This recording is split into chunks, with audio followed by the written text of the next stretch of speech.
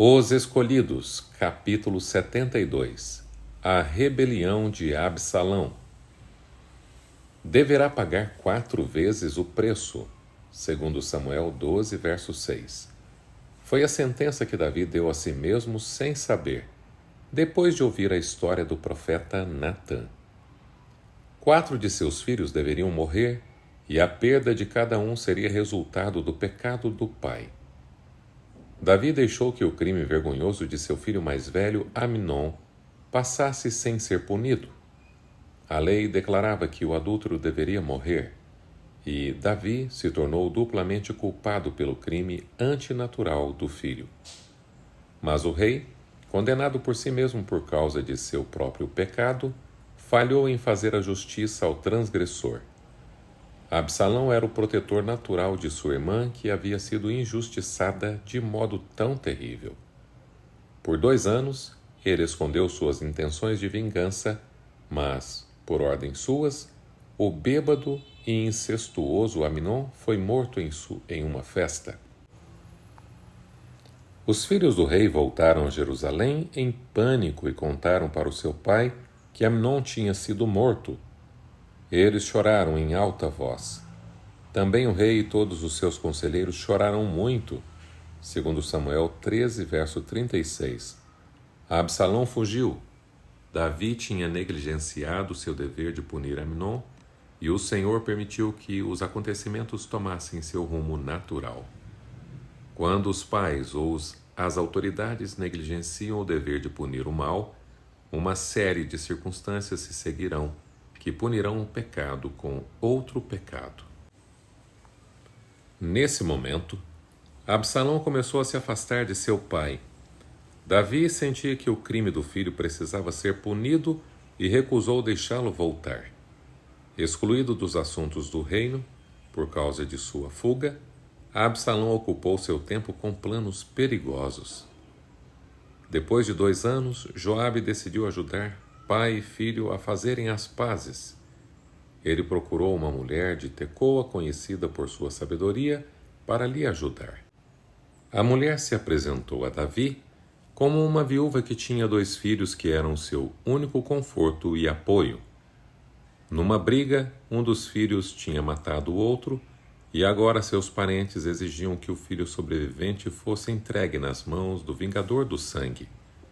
E assim, disse a mãe: eles querem apagar a última centelha que me restou, deixando meu marido sem nome, nem descendência na face da terra. Segundo Samuel 14, verso 7. O coração do rei foi tocado, e ele prometeu que protegeria o filho daquela mulher. Ela, porém, pediu permissão ao rei para continuar falando. Enfatizou que Davi estava errado por não trazer seu filho expulso de volta para casa.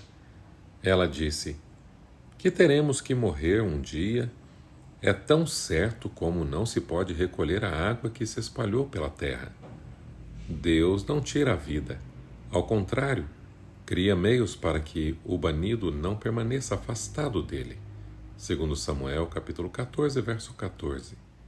Essa comovente demonstração do amor de Deus pelo pecador é uma prova clara de que os israelitas estavam familiarizados com as grandes verdades do plano da redenção.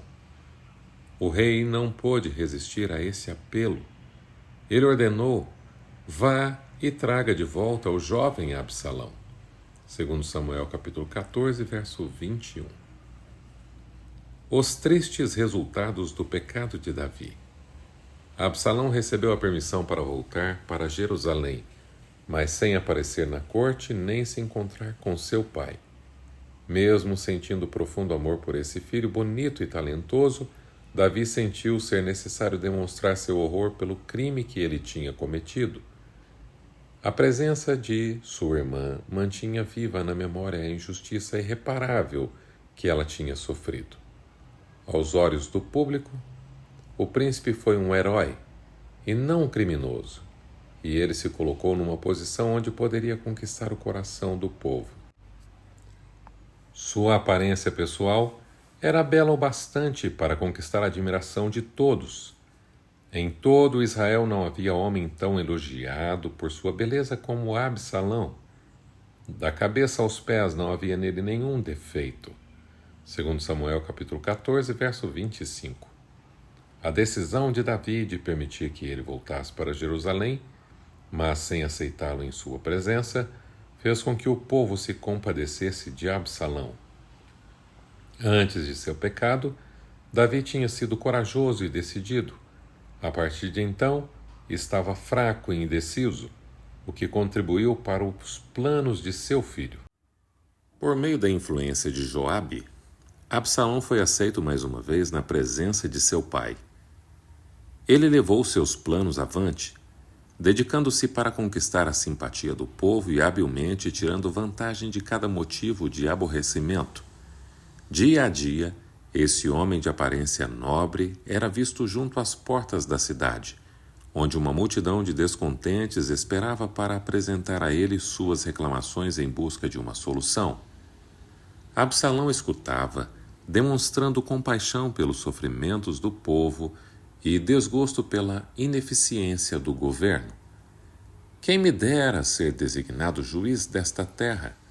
Todos os que tivessem uma causa ou uma questão legal viriam a mim e eu lhe faria justiça.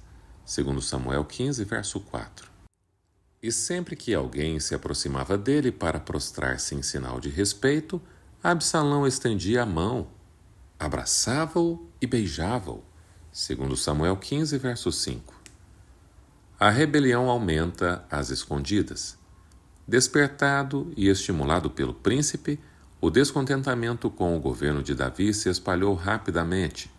Absalão era considerado herdeiro do reino por quase todos e muitos queriam que ele ocupasse o trono. Assim ele foi conquistando a lealdade dos homens de Israel, segundo Samuel 15, verso 6. Contudo, o rei não suspeitava de nada. Davi pensou que Absalão tinha assumido o papel de príncipe com a intenção de honrar a corte. Absalão secretamente enviou homens escolhidos a todas as tribos com o objetivo de planejar a revolta. Ele usou a devoção à religião para disfarçar seus planos traiçoeiros. Absalão disse ao rei: "Deixa-me ir a Hebrom para cumprir um voto que fiz ao Senhor. Quando teu servo estava em Jesur, na Síria, fez este voto: se o Senhor me permitir voltar a Jerusalém, prestarei culto a ele em Hebrom. Segundo Samuel, capítulo 15, versos 7 e 8.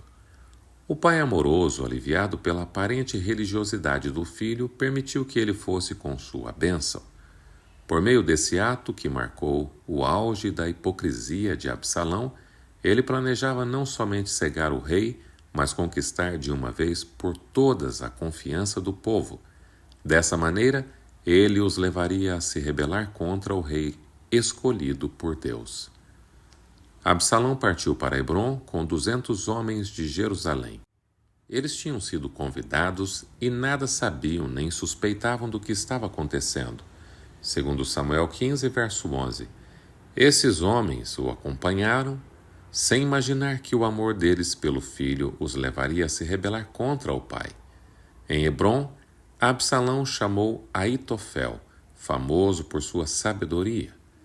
O apoio de Aitofel fez com que a causa de Absalão parecesse ter sucesso garantido, atraindo muitos homens influentes para o seu lado.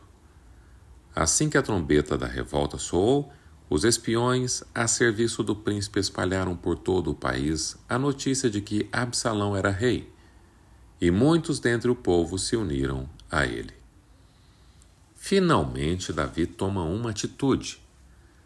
A notícia alarmante chegou a Jerusalém. De repente, Davi percebeu que uma rebelião explodia bem ao lado de seu trono.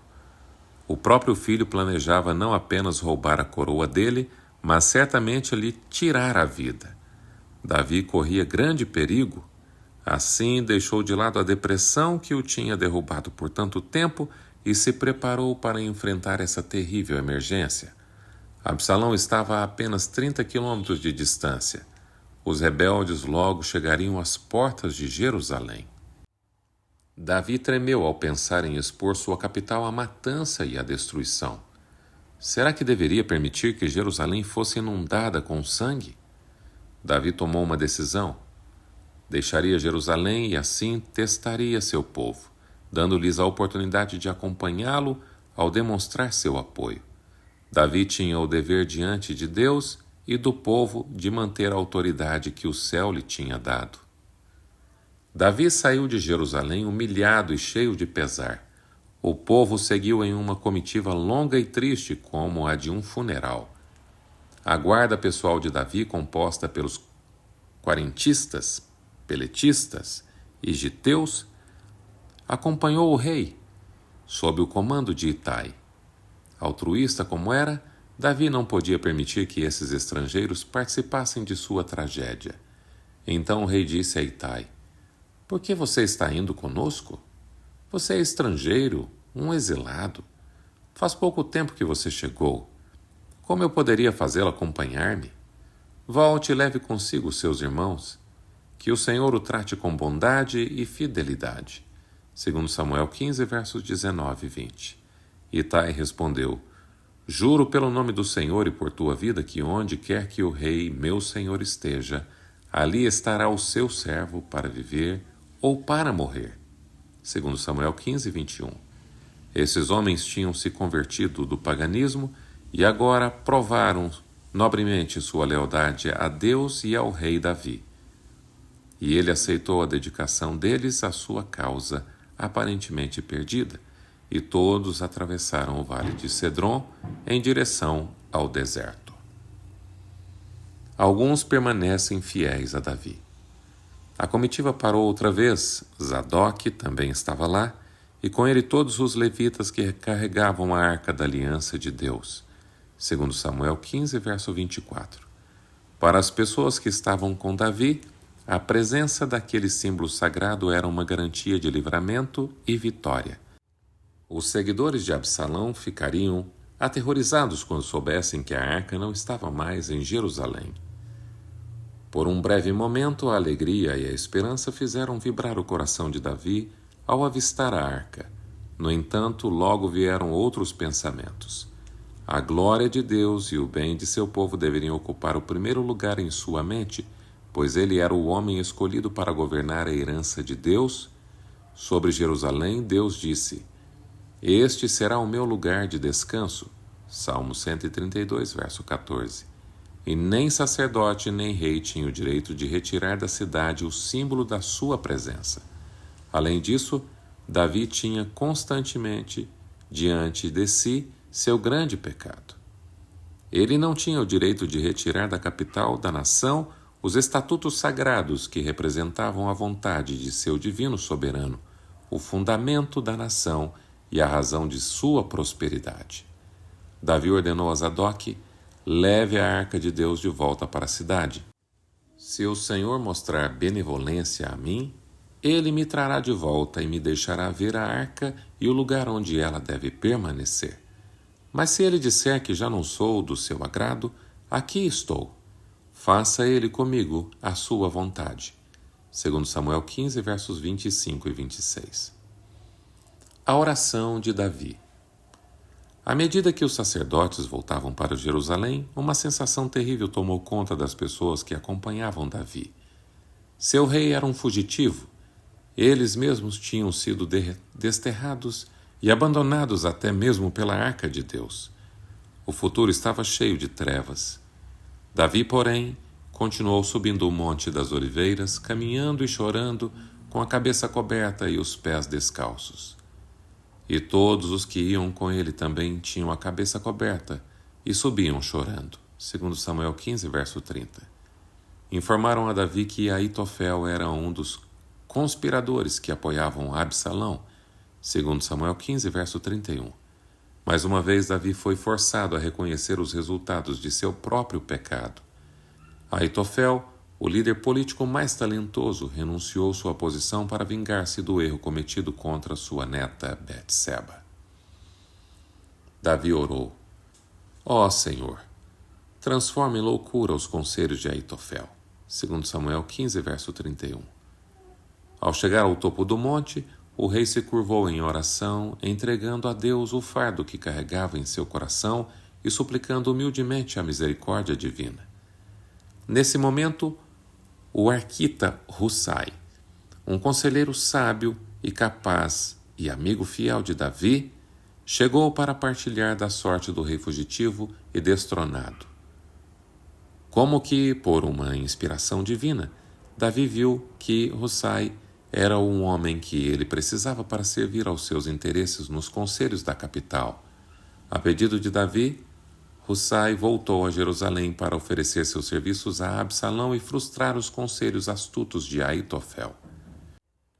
Com esse raio de luz em meio às trevas, o rei e seus seguidores continuaram a descer a face leste do Monte das Oliveiras, em meio a uma paisagem devastada, repleta de pedras e solitária, em direção ao rio Jordão.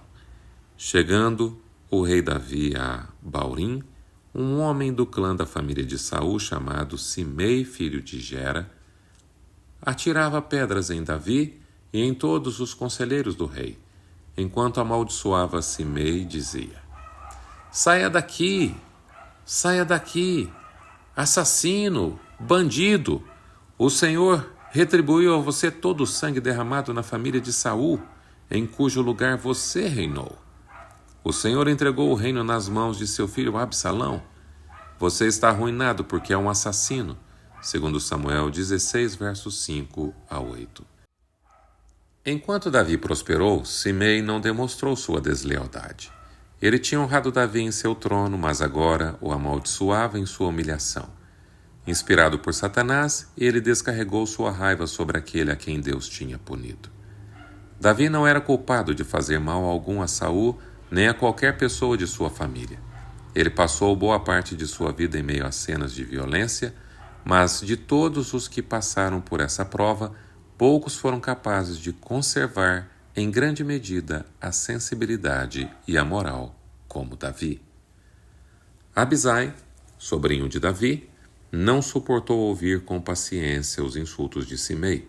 Ele disse: Por que esse cão morto amaldiçoa o rei meu senhor? Permite que eu lhe corte a cabeça, segundo Samuel 15, verso 9. Mas o rei não lhe deu permissão. Meu filho, procura matar-me. Quanto mais esse benjamita. Deixe-no em paz, que amaldiçoe, pois foi o Senhor que mandou fazer isso.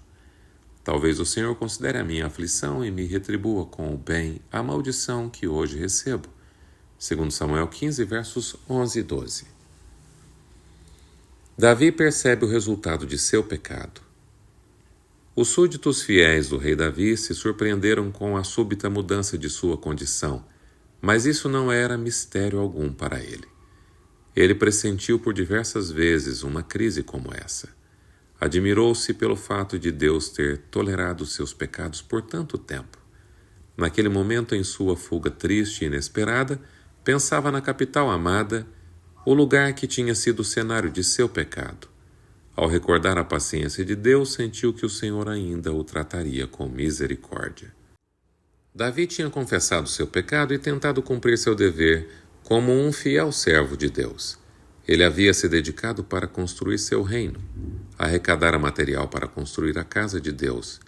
Será que o resultado de anos de dedicação e esforço passaria para as mãos de seu filho imprudente e traidor? Ele percebeu que o motivo de sua aflição era seu próprio pecado, mas o Senhor não abandonou Davi. Ele demonstrou ser humilde, altruísta, generoso, submisso mesmo em meio às injustiças e insultos cruéis. Nunca o governante de Israel foi mais verdadeiramente grande aos olhos do céu do que nessa hora de sua mais profunda humilhação. Por meio dessa experiência que o Senhor fez Davi passar, ele mostra que não tolera nem justifica o pecado. A história de Davi nos ajuda a enxergar de que maneira o Senhor coloca em prática seu plano de misericórdia, mesmo através das mais sombrias punições. Ele castigou Davi, mas não o destruiu. A fornalha é para purificar, não para consumir. Deus não dá sabedoria para Absalão. Logo depois que Davi saiu de Jerusalém, Absalão e seu exército ocuparam a fortaleza de Israel. Husai estava entre os primeiros a saudar o rei recém-coroado, e o príncipe ficou satisfeito em ver o ex-amigo e conselheiro de seu pai, que tinha se juntado a ele. Absalão estava confiante no sucesso. Ansioso por garantir confiança da nação, recebeu de bom grado Husai e sua corte. Absalão tinha ao seu lado um grande exército, mas a maioria dos soldados eram homens destreinados para a guerra. Aitofel sabia muito bem que grande parte da nação ainda era fiel a Davi e que ele estava cercado de soldados experientes, comandados por generais capazes e habilidosos. Aitofel também sabia que, depois daquela grande demonstração de entusiasmo em favor do novo rei, eles enfrentariam resistência. Se a rebelião fracassasse, Absalão e seu pai talvez fizessem as pazes. Aitofel, como conselheiro principal, seria considerado o mais culpado e sofreria os piores castigos. Para garantir que Absalão não desistisse da rebelião, Aitofel montou um plano que faria com que a reconciliação com Davi fosse impossível. Com astúcia diabólica, esse político sem escrúpulos insistiu que Absalão acrescentasse ao crime de incesto ao de rebelião. Diante de toda a nação, ele deveria tomar para si as concubinas de seu pai, declarando assim que tinha tomado o trono de seu pai. Absalão seguiu esse conselho maligno. Assim se cumpriu a palavra de Deus a Davi dada pelo profeta: de sua própria família trarei desgraça sobre você. Tomarei as suas mulheres diante dos seus próprios olhos e as darei a outro. Você fez isso às escondidas, mas eu o farei diante de todo o Israel, em plena luz do dia. Segundo Samuel 12, versículos 11 e 12. Não que Deus tivesse provocado esses atos, mas ele não exerceu seu poder para impedi-los. Aitofel não tinha qualquer iluminação divina. Caso contrário, não teria usado o crime de incesto para garantir o sucesso de sua traição.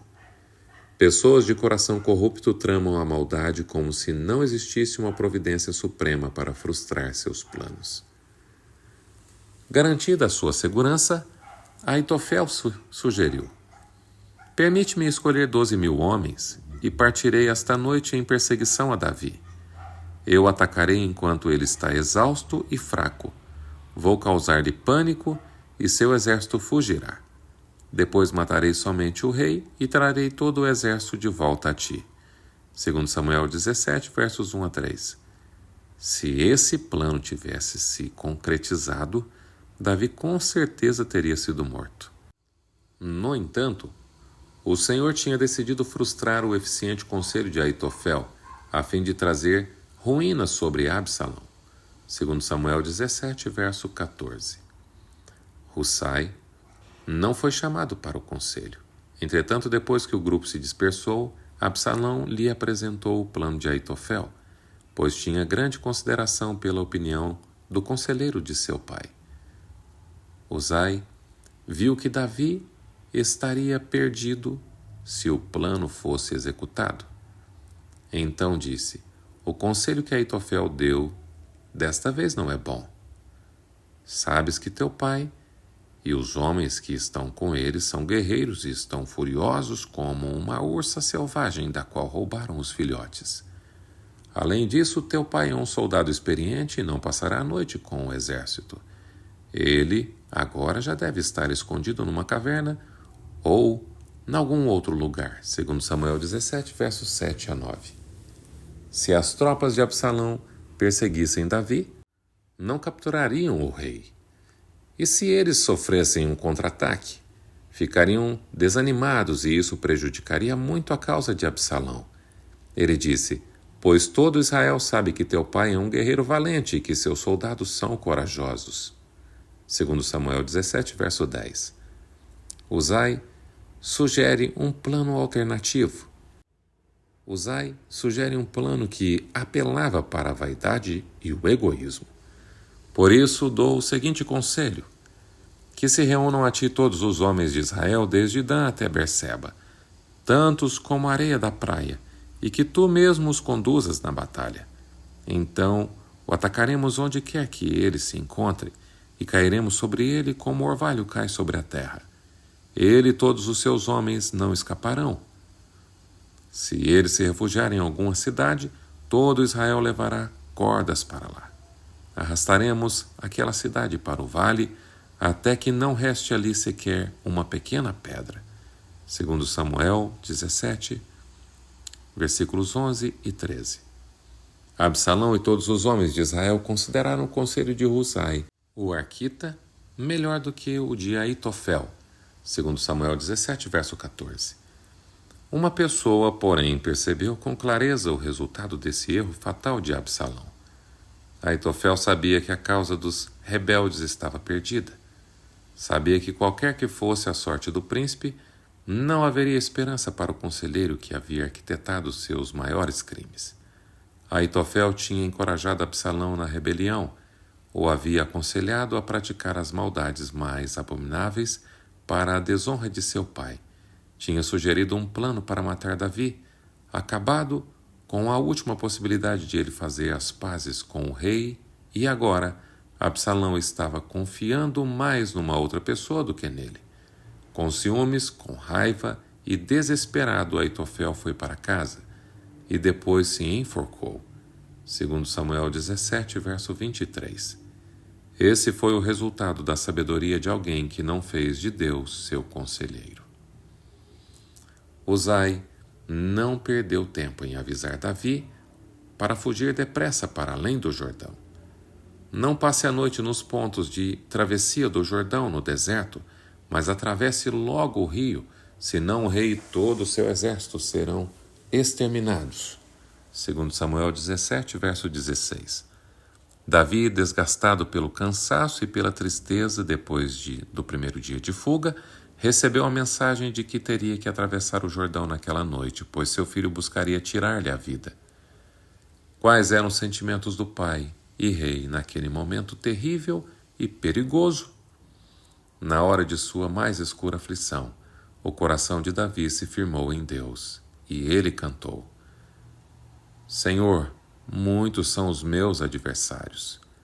Muitos se rebelam contra mim. São muitos os que dizem a meu respeito: Deus nunca o salvará. Mas tu, Senhor, és o escudo que me protege, és a minha glória e me fazes andar de cabeça erguida. Ao Senhor clamo em alta voz, e do seu santo monte ele me responde. Eu me deito e durmo, e torno a acordar, porque é o Senhor que me sustém. Não me assustam os milhares que me cercam. Salmos 3, versos 1 a 6. Na escuridão da noite, Davi e todo o seu grupo atravessaram um rio profundo e agitado. Quando o sol nasceu, todos tinham atravessado o Jordão. Segundo Samuel 17, verso 22. Davi e suas tropas recuaram para Maanaim, que tinha sido a sede real de Isbosete. Essa era uma cidade muito fortificada, localizada nas montanhas, ideal para servir de refúgio em períodos de guerra. O território tinha fartura de alimento e as pessoas eram amáveis com Davi. Absalão, o príncipe imprudente e impulsivo, logo saiu em perseguição ao pai. Seu exército era grande, mas indisciplinado e despreparado para competir com os soldados de seu pai, experientes na guerra. Davi dividiu suas tropas em 3 batalhões, sob o comando de Joabe, Abisai e Itai. A batalha que frustrou a rebelião. As longas fileiras do exército de Absalão podiam ser completamente vistas dos muros de Maanaim. O rebelde estava acompanhado de um grande exército. Em comparação com o dele, o exército de Davi parecia apenas um punhado. À medida que os soldados saíam pelos portais da cidade, Davi animava seus soldados fiéis, insistindo que confiassem que o Deus de Israel daria vitória a eles. Mesmo assim, quando Joabe passou por Davi, liderando o primeiro grupo, esse vencedor de centenas de batalhas inclinou a cabeça para ouvir as últimas mensagens do rei. Por amor a mim, tratem bem o jovem Absalão. Segundo Samuel 18, verso 5.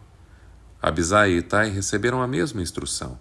O pedido do rei aumentou ainda mais a raiva dos soldados contra o filho desnaturado, porque dava a entender que Absalão era mais querido ao rei do que os súditos fiéis ao seu trono.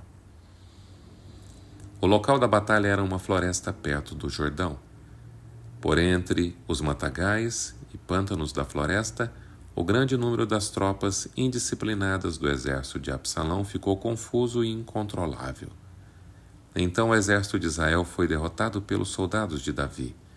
Houve grande matança naquele dia, elevando-se o número dos mortos a 20.000.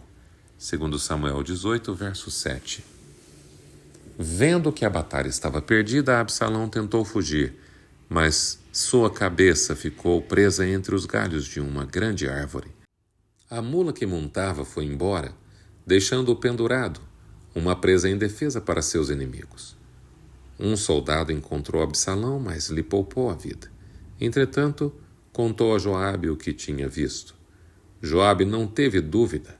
Ele tinha ajudado Absalão, intermediando por 2 vezes a reconciliação entre ele e seu pai, e sua confiança havia sido traída.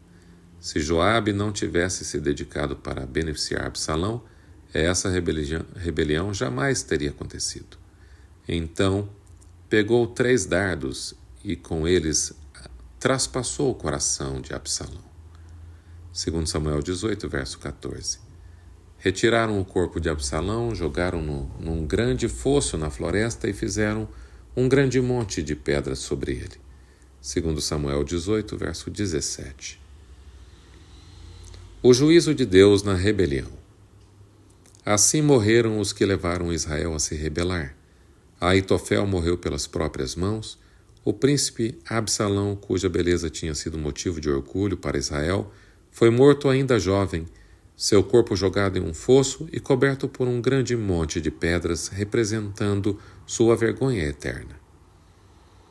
Com a morte do líder da rebelião, Joabe mandou 2 mensageiros levar imediatamente a notícia ao rei. O segundo mensageiro anunciou: Ó rei, meu senhor, ouve a boa notícia. Hoje o Senhor te livrou de todos os que se levantaram contra ti. Segundo Samuel 18, verso 31. Dos lábios do pai veio a pergunta: O jovem Absalão está bem? Segundo Samuel 18, verso 32. Sentindo-se incapaz de esconder a má notícia, o mensageiro respondeu: Que os inimigos do rei, o meu senhor, e todos os que se levantam para te fazer mal acabem como aquele jovem. Segundo Samuel 12, verso 32.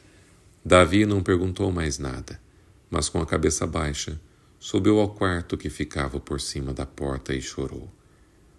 Foi subindo e clamando: Ah, meu filho Absalão! Meu filho Absalão! Quem me dera ter morrido em seu lugar! Ah, Absalão, meu filho! Meu filho! Segundo Samuel 18, verso 33. O exército vencedor se aproximou da cidade com seus gritos de triunfo ecoando nas campinas. Quando entraram pela porta da cidade, pararam de gritar, e as bandeiras caíram de suas mãos porque o rei não estava esperando para lhes dar as boas-vindas. Do quarto que ficava por cima da porta se ouvia o choro sentido. Ah, meu filho Absalão! Meu filho Absalão! Quem me dera ter morrido em seu lugar! Ah, Absalão, meu filho!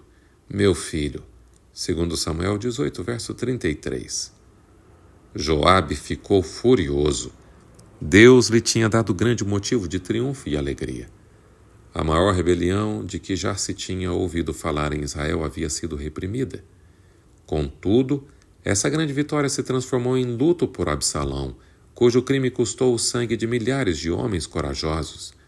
O capitão rude e franco abriu caminho até a presença do rei e disse com ousadia: Hoje humilhaste todos os teus soldados, os quais salvaram a tua vida, bem como a de teus filhos e filhas. Amas os que te odeiam e odeias os que te amam. Hoje deixaste claro que os comandantes e os seus soldados nada significam para ti.